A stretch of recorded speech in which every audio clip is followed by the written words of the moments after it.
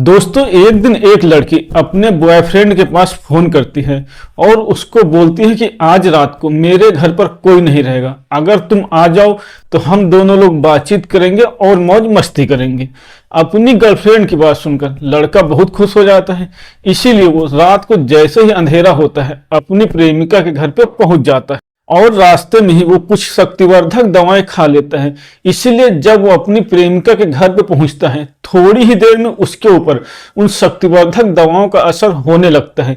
इसीलिए वो अपनी प्रेमिका के साथ अश्लील हरकतें करना शुरू कर देता है और थोड़ी ही देर में उसके साथ शारीरिक संबंध भी बनाने लगता है। जब एक बार दोनों के बीच में शारीरिक संबंध बन जाते हैं तो उसकी प्रेमिका अपने कपड़े पहनने लगती है, लेकिन प्रेमी बोलता है कि अभी और करेंगे, अभी तो हमने शुरुआत ही की है।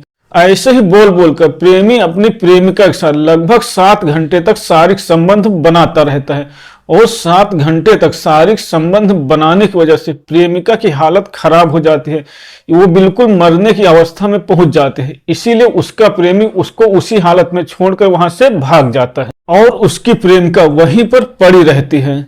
नमस्कार दोस्तों, मैं हूं राजन यादव। आप सभी का स्वागत करता हूं अपने YouTube चैनल पर एक नई कहानी के साथ। आशा करता हूं आप सभी लोग स्वस्थ होंगे और अपने परिवार वालों के साथ मस्त होंगे। दोस्तों, कहानी में आगे बढ़ने से पहले आप सभी लोगों से एक छोटी सी रिक्वेस्ट है। अगर आपने अभी तक हमारे चैनल को सब्सक्राइब नहीं किया तो प्लीज चैनल को सब्सक्राइब कर लीजिए और वीडियो को लाइक कर दीजिए। तो चलिए कहानी को शुरू करते हैं। दोस्तों, सच्ची कहानी उत्तर प्रदेश के कानपुर देहात जिले की है। कानपुर देहात जिले में एक शिवराज थाना पड़ता है और इसी थाना क्षेत्र के अंतर्गत एक गांव पड़ता है। गांव में एक परिवार रहता है। परिवार में माँ बाप के अलावा एक 17 साल की बेटी सोनी भी है। दोस्तों, एक दिन सोनी के मम्मी पापा रात को एक शादी के प्रोग्राम में जाने वाले थे। इसीलिए सोनी को इस बात का पता दिन में ही लग जाता है। जब सोनी को पता चल जाता है कि आज रात को मैं अपने घर में अकेली रहने वाली हूँ, तो वो दिन में ही अपने प्रेमी को, अपने बॉयफ्रेंड को फोन मिला देती है और उसको बताती है कि आज रात को मेरे घर पर कोई नहीं रहे, इसीलिए तुम चाहो तो यहाँ पर आ सकते हो। हम दोनों लोग रात को प्यार करेंगे और आराम से बैठकर बातें करेंगे।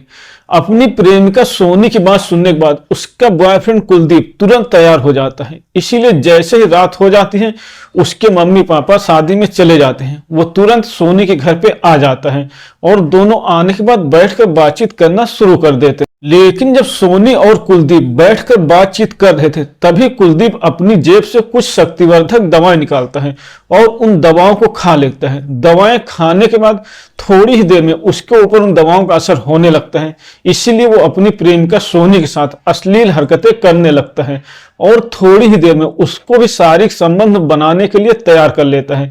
जब दोनों शारीरिक संबंध बनाने के लिए तैयार हो जाते हैं तो दोनों शारीरिक संबंध बनाने भी लगते हैं। शक्तिवर्धक दवाओं के नशे में जैसे वो लड़का शांत पड़ता, थोड़ी ही देर में फिर से शारीरिक संबंध बनाने लगता। ऐसे वो लगातार लड़की के साथ शारीरिक संबंध बना रहा था। लेकिन जब वो शांत पड़ता, लड़की अपने कपड़े पहनने लगती तो वो बोलता अभी और करेंगे। ऐसे ही कर करके वो शारीरिक संबंध बना रहा था। जब लड़की अपने कपड़े पहनने लगती तो वो बोलता अभी और करना है। दोस्तों, ठंड का मौसम था इसलिए उसको ठंड भी लग रही थी और उसको बहुत ज्यादा दर्द भी हो रहा था। लेकिन वो लड़का उसके साथ लगातार शारीरिक संबंध बना रहा था। लड़की भी अपने प्रेमी को नाराज नहीं करना चाहती थी क्योंकि वो उससे बहुत प्यार करती थी। इसीलिए न चाहते हुए भी वो उसके साथ शारीरिक संबंध बना रही थी। लगभग 7 घंटे तक कुलदीप अपनी प्रेमिका सोनी के साथ शारीरिक संबंध बनाता रहता है और उसकी हालत इतनी खराब कर देता है कि वो न उठ पा रही थी न बोल पा रही थी, क्योंकि उसको बहुत ज्यादा ठंड भी लग गई थी और बहुत ज्यादा ब्लीडिंग भी हो रही थी।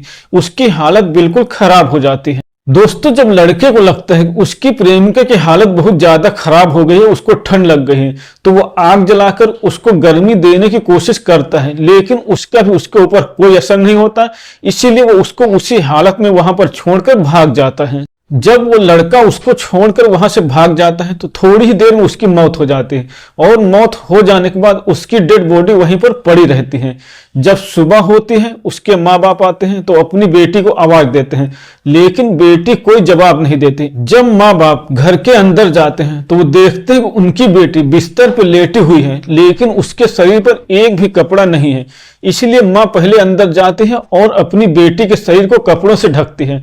कपड़ों से ढकने के बाद उसके हाथ पर हिलाकर देखती है तो उसको पता चल जाता है उसकी बेटी अब इस दुनिया में नहीं रही। इसीलिए वो तेज तेज से रोने लगती है।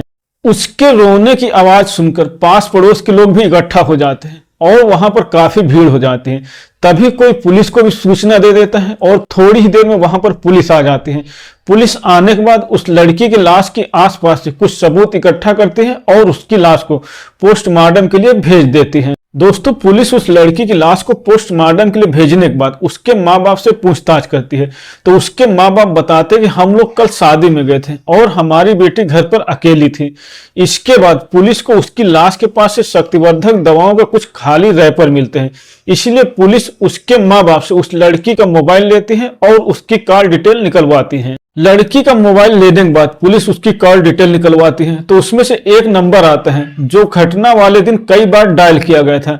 इसलिए पुलिस उस नंबर की लोकेशन ट्रेस करती है जो उसके गांव से लगभग 20 किलोमीटर दूर एक नवादा गांव में दिखाती है। इसके बाद तुरंत पुलिस वहां जाती है और कुलदीप कुमार नाम की एक लड़की को गिरफ्तार करती है। उस लड़के कुलदीप को गिरफ्तार करने के बाद पुलिस उसको पुलिस स्टेशन लेकर आती है और बहुत ही सख्ती से उससे पूछताछ करती है तो सारी बातें बताता है कि हमारी दोस्ती सोशल मीडिया के माध्यम से हुई थी और कुछ दिनों के बाद हमारी दोस्ती प्यार में बदल गई। हम लोग काफी दिनों से मिलने की कोशिश कर रहे थे लेकिन मिल नहीं पा रहे थे। लेकिन सोनी ने मेरे पास 13 दिसंबर को फोन किया था कि आज रात को मैं अपने घर पे अकेली रहूंगी, इसीलिए तुम चाहो तो रात को मेरे घर पे आ सकते हो। इसीलिए लगभग रात के 10 बजे मैं उसके घर पे आया था।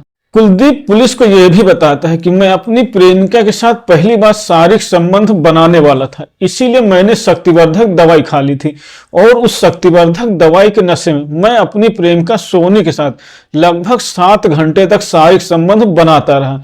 जब उसकी हालत बिल्कुल खराब हो गई, मेरे से कंट्रोल नहीं हुआ, तो मैं उसको वहां से छोड़कर अपने घर वापस आ गया। लेकिन जब तक मैं वहां था तब तक सोनी जिंदा थी। उसकी मौत कैसे हुई मुझे नहीं पता दोस्तों। लेकिन जब उस लड़की सोनी की पोस्टमार्टम रिपोर्ट आती है तो उसमें साफ लिखा था कि सोनी के साथ बहुत ही ज्यादा शारीरिक संबंध बनाया गया है, इसीलिए उसके पेट की नसें फट गई हैं। बहुत ज्यादा ब्लीडिंग होने की वजह से उसकी मौत हुई है। इसके बाद कुलदीप से पूछताछ करने के बाद और पोस्टमार्टम रिपोर्ट आने के बाद पुलिस अपनी चार्जशीट बनाकर कुलदीप को अदालत में पेश करती है और उसको वहां से जेल भेज दिया जाता है। दोस्तों, आज के टाइम में हमारे जीवन में सोशल मीडिया जितना जरूरी हो गया है उतना ही खतरनाक होता जा रहा है।